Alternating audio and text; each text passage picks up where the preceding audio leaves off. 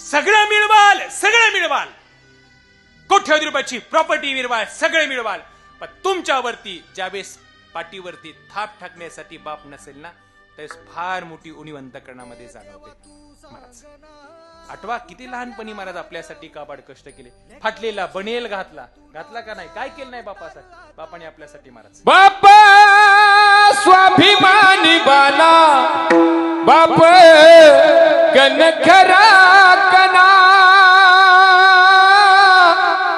त्याच्या काळजात सुद्धा लाजाळूच्या संवेदना.